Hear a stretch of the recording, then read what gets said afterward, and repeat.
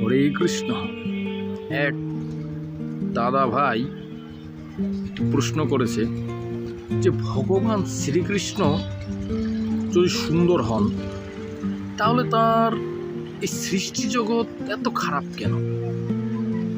এখানে এত দুঃখ, কষ্ট, দারিদ্র, অশান্তি, মারামারি, খুনাখুনি, মৃত্যু, এত কিছু কেন? এর তাৎপর্যটা কি?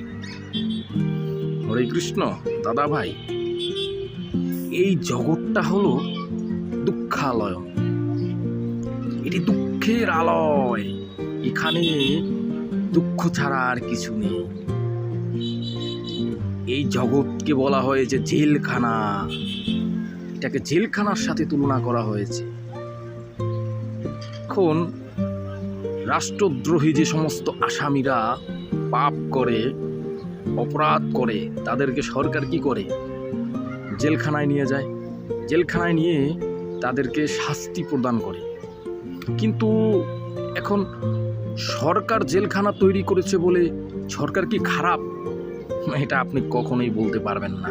কারণ জেলখানা কাদের জন্য? যারা অপরাধ করে, বিভিন্ন ধরনের খারাপ কাজে লিপ্ত থাকে, তাদেরকে পুলিশে কি করে? জেলখানায় নিয়ে যায়।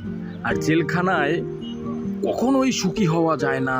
আপনি যদি মনে করেন জেলখানায় সুখে থাকবেন, সেখানে সুখে শান্তিতে থাকবেন, তাহলে সেটা ভাবাটাই মূর্খামি।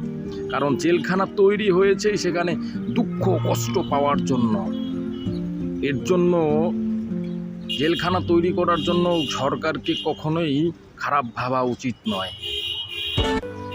আর যারা ভগবতমুখী ভক্ত, যারা আত্মজ্ঞান লাভী মানুষ, জীব, তারা সযত্নে পরমানন্দে বৈদিক শাস্ত্র গ্রহণ করে এবং বৈদিক শাস্ত্র গ্রহণ করে তারা ভগবানের দিব্য নাম জপ করে।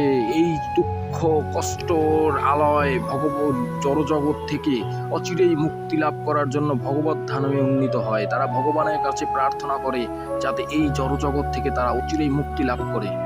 এর জন্য আমাদের প্রত্যেকের হরে কৃষ্ণ মহামন্ত্র জপ করা উচিত।